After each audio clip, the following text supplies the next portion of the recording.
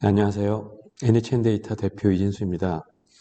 지난번에 그 프리딕티브 커스터머 라이프타임 밸류에 대해서 여러분들과 이야기를 나누었고요. 이제 이번에는 두 번째로 데이터 드리븐 이커머스 운영 기술 중에 또 가장 많이 사용되는 기술 중에 하나인 상품 추천에 대해서 여러분들과 또 함께 말씀 나누는 시간을 마련해 봤습니다.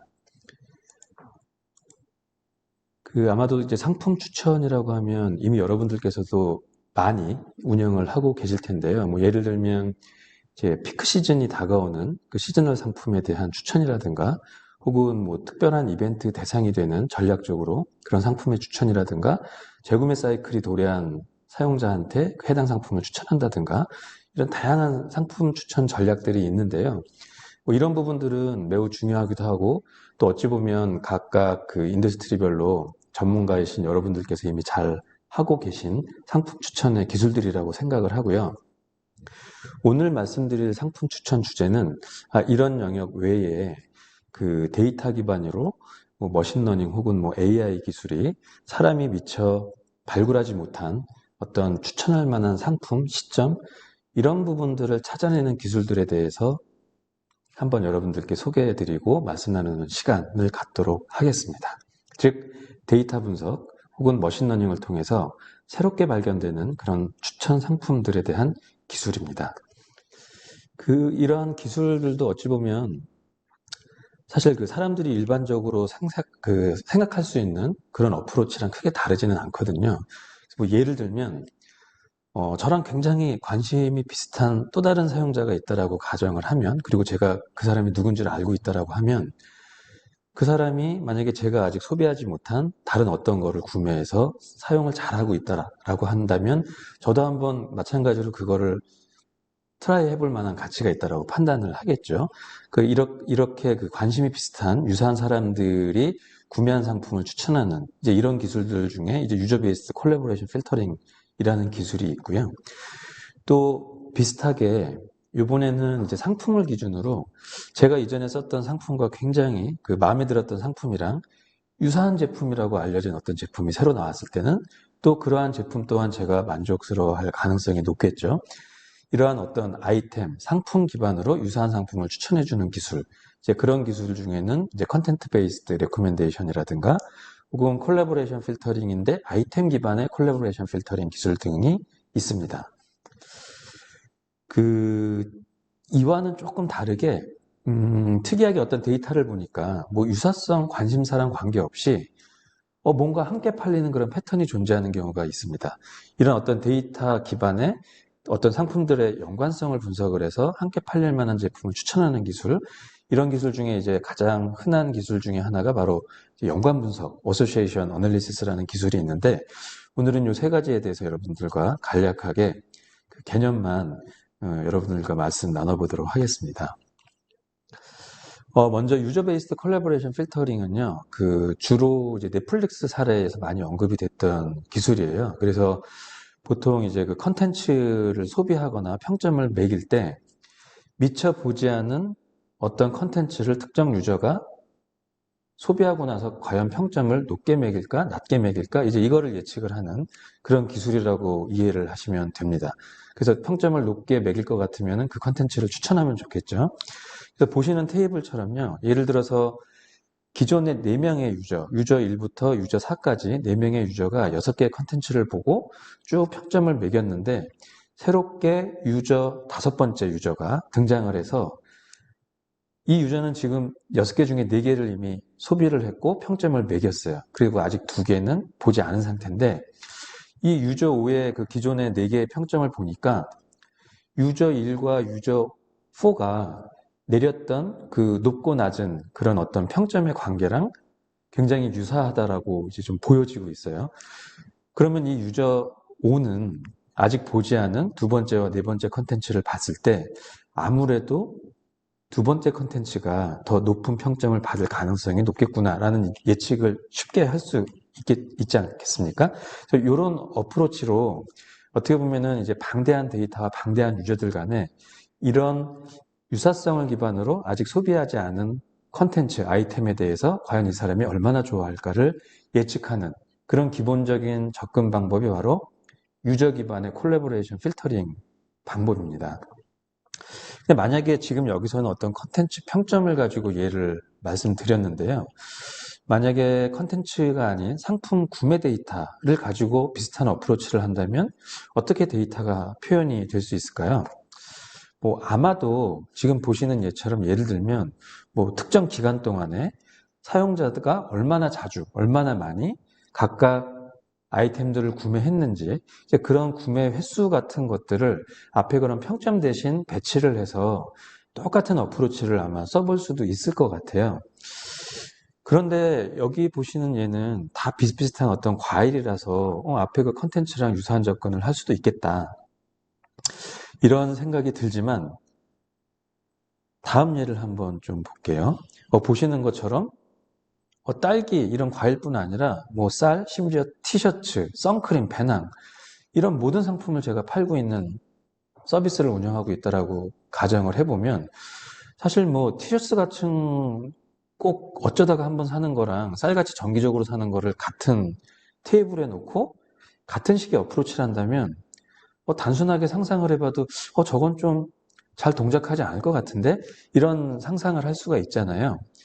그래서 보통 이런 다양한 상품군을 파는 이커머스의 경우에는 물론 뭐 비슷한 카테고리끼리 묶어서 접근을 하거나 혹은 구매 사이클 같은 기준을 두고 보정을 해서 접근하는 방법도 있지만 추천할 수 있는 다른 더 적절한 방법이 있다 그러면 사실은 그런 더 적절한 방법을 보통 많이 쓰기도 합니다.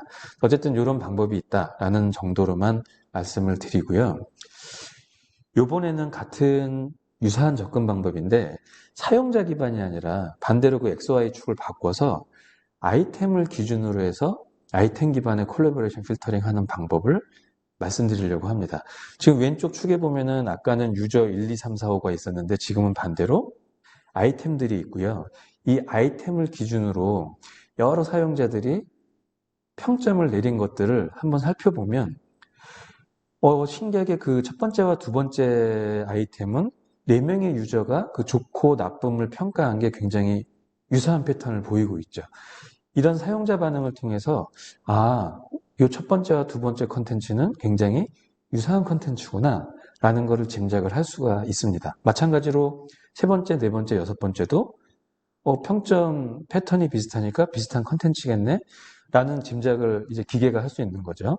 그랬을 때 다섯 번째 유저가 등장해서 만약에 첫 번째 컨텐츠를 세 번째, 네 번째보다 높게 평가를 했다면 이 첫 번째 컨텐츠와 유사한 두 번째 컨텐츠를 이 다섯 번째 유저가 좋아할 확률이 더 높다라고 볼 수가 있겠죠. 이와 같이 어프로치는 굉장히 비슷한데 유저가 아닌 아이템을 기반으로 해서 그 유사성을 가지고 추천하는 방식, 이게 바로 아이템 베이스드 콜라보레이션 필터링 방식입니다. 지금 말씀드린 것처럼 어떤 아이템 간의 유사성을 기반으로 해서 추천하는 그런 기술들이 많이 있는데요. 그 앞에처럼 어떤 사용자 반응을 기반으로 하는 게 아니라 그 아이템 자체가 갖고 있는 속성, 그 속성의 유사성을 가지고 비슷한 컨텐츠를 추천하는 그런 방식을 이제 컨텐트 베이스드 레코멘데이션이라고 합니다. 그런데 이 속성을 기반으로 할 경우에는 좀 고민할 게 많아져요. 예를 들면 이제 뭐 계속 그 영화, 무비 클립을 예를 들어서 말씀드려 보면 어떤 속성, 어떤 기준으로 유사하다고 볼 수 있을까에 따라서 사실은 그 유사성이 굉장히 달라질 거잖아요. 예를 들면 감독이 같아서, 배우가 같아서, 혹은 장르가 같아서, 혹은 뭐 평점이 좋거나 나빠서, 가격이 비싸거나 싸서 굉장히 다양한 속성을 갖고 있죠.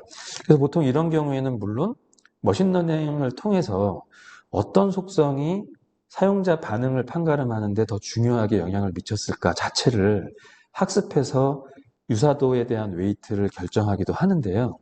근데 현실 세계에서는 보통 휴리스틱한 요소가 많이 개입되는 것도 사실입니다. 예를 들면 특정 마니아층을 형성하고 있는 감독이 있을 수 있잖아요. 또 배우도 마찬가지예요. 그러면 같은 속성이라 하더라도 특정 감독이나 특정 배우가 등장했을 경우에는 이 감독과 배우라는 속성이 굉장히 중요한 영향을 미칠 텐데 그렇지 않은 감독이나 배우는 별로 중요하지 않은 속성일 수도 있거든요. 자, 이와 같이 단순히 중요한 속성이다 아니다를 머신러닝으로 학습해서 접근하기에는 또 한계가 있는 경우도 많이 있어요. 그래서 휴리스틱한 요소가 많이 개입될 수 있기 때문에 보통 이런 휴리스틱한 요소를 반영하기 어려운 그런 좀 복잡한 관계에 있는 그런 이커머스 같은 경우에는 좀 사용하는 데 제한이 있는 방법이기도 합니다. 지금까지 말씀드렸던 것은 어떻게 보면은 그 특정 기간 동안 뭐 여러 가지 그 데이터를 통해서 관심사 혹은 유사성을 유추해서 향후에 구매할 가능성이 높은 상품을 추천하는 방식이었다면 다음과 같은 또 약간 다른 사례도 있습니다. 한 시점, 한꺼번에 같이 구매할 것 같은 상품을 한번 찾아보는 거죠. 뭐 같이 장바구니에 넣고 한 번에 결제를 했거나 굉장히 짧은 시간 안에 구매를 했거나 뭐 예를 들면 뭐 순두부랑 순두부 양념 버섯 이런 것들은 같이 구매할 확률이 크잖아요. 이런 거를 찾아내는 거는 앞서 설명드린 것처럼 일반적으로 뭐 특정 긴 기간 동안에 뭐 여러 시점이 달리해서 발생한 데이터를 기반으로 뭐 관심사가 비슷하네, 상품이 유사하네, 이거하고는 조금 다른 개념인 거죠. 자, 이런 어떤 동시에 함께 구매할 것 같은 상품을 그 시점에 추천하는 거. 이제 이런 방식이 그 AOV를 높이는 데 많이 사용되는데 가장 대표적으로 쓰이는 접근 방법이 바로 연관 분석, 애널리시스, 그 어소시에이션 애널리시스라는 방법인데요. 아마도 이런 기법을 일반적으로 활용을 한다라고 가정을 하면 가장 간단하게는 저런 상상을 해보실 거예요. 지금 상품 X를 사용자가 살라고 할 때 다른 상품을 추천을 바로 이 자리에서 하고 싶을 때 X와 함께 가장 많이 팔린 상품이 뭔지 한번 쭉 소팅해서 상위 한 두세 개를 추천을 하면 될 것 같잖아요. 그럼 아마도 우리가 이런 상상을 하겠죠. 망치를 보고 있는 유저한테 가장 함께 많이 팔린 상품을 갖다가 소팅해서 보여주면 아마 뭐 못이나 드라이브 이런 게 나오겠지? 라고 해서 이렇게 상상을 해서 한번 해보면 많은 경우에 우리가 상상한 거랑 다른 결과가 나오는 경우가 참 많습니다. 예를 들면 사과가 지금 막 조회가 되고 있을 때 사과랑 과거에 많이 팔렸던 게 뭐지 하고 쭉 봤더니 딸기일까 포도일까 봤는데 의외로 대파랑 계란이 나오는 거예요. 야, 역시 그 빅데이터 분석을 해보니까 전혀 짐작도 못한 그런 새로운 연관관계를 내가 발견했구나. 물론 그럴 수도 있는데요. 대부분 이런 경우는 실제 사과랑 대파가 연관관계가 있다기보다는 대파나 계란이라는 상품 자체가 워낙 자주 팔리고 많이 팔려서 그냥 사과뿐 아니라 어떤 상품하고도 그 시점에 같이 팔리는 상품으로 많이 걸려 나오는 경우일 가능성이 매우 높습니다. 즉 사과이기 때문에 함께 많이 팔린 제품이 아니라 항상 자주 많이 어느 제품하고도 많이 팔릴 수 있는 제품이라는 거죠. 물론 이러한 인사이트 자체도 전략에 따라서 굉장히 중요하고 유용한 인사이트는 맞지만 사실 지금 제가 말씀드리려고 하는 연관도라는 거는 평상시에 가만 놔두면 그렇게 많이 안 팔릴 건데 사과라는 제품을 팔 때 같이 노출을 시키고 추천을 하면 유독 더 많이 팔릴 수 있는 그런 어떤 기회 판매를 늘리기 위한 전략에서 필요로 하는 거기 때문에 정확히 상품 간의 연관성을 지금 찾고 싶어 하는 거거든요. 그래서 일반적으로 상품 X와 단순히 가장 많이 팔린 상품을 소팅해서 추천하는 거는 적절하지 않을 수가 있어요. 자, 어소시에이션 룰이라는 거는 크게 간단한 세 가지 룰이 존재를 합니다. 아주 간단해요. 첫 번째는 서포트라는 룰인데요. 그냥 전체 구매 중에 상품 X와 Y가 함께 팔린 구매 횟수, 즉 함께 구매할 총 경우의 수이기도 하고 확률이기도 하죠. 이게 이제 서포트이고, 즉 두 제품이 한꺼번에 많이 팔린 개수이기 때문에 둘 다 워낙 인기 제품이면 이게 높게 나올 가능성이 크죠. 두 번째는 바로 컨피던스라는 건데요. 이때는 상품 X를 구매했을 경우에 한해서 그 조건부로 X와 Y가 함께 구매한 횟수. 이게 바로 이제 컨피던스입니다. 어쩌면 이 두 번째 컨피던스가 앞서 말씀드린 그 X를 샀을 때 가장 많이 팔렸던 거 소팅해서 골라주는 그 개념하고 어떻게 보면 가장 좀 근접한 개념인 것 같아요. 자, 세 번째는 앞서 말씀드린 그런 그 단순히 많이 팔리는 제품이 나오는 것을 방지하기 위해서 실제로 평상시 상품 Y가 그냥 혼자 구매했을 때의 확률 대비 상품 X가 구매 발생했을 때에 같이 팔렸을 때에는 유독 Y가 구매 확률이 상승하는 그런 향상도를 바로 측정하는 방법이 바로 리프트라는 개념입니다. 그래서 뭐 수식으로는 앞서 말씀드린 그 X에서 Y로의 컨피던스 나누기 서포트 Y인데요. 수식으로 보면 되게 간단해요. 전체 X의 판매 횟수 곱하기 전체 Y의 판매 횟수를 분모로 놓고 분자에는 똑같이 X, Y가 함께 팔린 개수를 놓는 거죠. 그러면 단순히 많이 팔린 그런 제품으로 인해서 함께 팔리는 게 많은 경우에는 이 분모로 각각 단순한 그 개별 판매 횟수가 분모로 들어가기 때문에 리프트가 그런 경우에는 커지지가 않고 실제로 평상시 Y가 단독으로 팔릴 때보다 유독 X랑 같이 팔렸을 때에는 판매할 확률이 증가하더라 라는 이런 판매 향상도가 1보다 클 경우에는 관계가 있다라고 우리가 판단을 할 수가 있는 경우인 거죠. 1보다 많이 크면 그 관계가 더 강하다고 얘기를 할 수가 있는 거고요. 그래서 이런 간단한 컨셉을 통해서 우리는 어떤 특정 상품 X가 팔렸을 때 Y라는 상품이 유독 더 팔릴 확률이 높아진다 라는 관계를 우리가 찾아낼 수가 있는 거죠. 이런 간단한 룰을 실제로 우리가 적용을 할 때에는 사실 그 많은 상품을 판매하실 텐데 이 상품들의 조합의 판매 경우의 수를 다 저렇게 분석하는 게 식은 간단해도 이게 굉장히 이제 코스트가 좀 드는 작업입니다. 그래서 이런 부분들을 좀 효율화하기 위해서요. 보통 이제 X나 Y 자체의 그 구매 횟수 자체가 둘 다 너무 적거나 혹은 너무 큰 경우에는요. 너무 적은 경우에는 한두 개의 구매 수의 차이만으로도 막 리프트가 왔다 갔다 하기도 하고 또 너무 큰 경우에는 소팅을 해도 그닥 그 상위 혹은 그 다음 이 순서가 무의미한 경우가 있어요. 그래서 이런 경우를 방지하고자 약간 기본적으로 서포트가 일정 부분 이상인 경우만 혹은 또 컨피던스가 일정 부분 이상인 경우에만 남겨두고 그 남겨진 것들에 한해서 리프트를 구해서 적용하는 이런 방식들을 많이 사용을 합니다.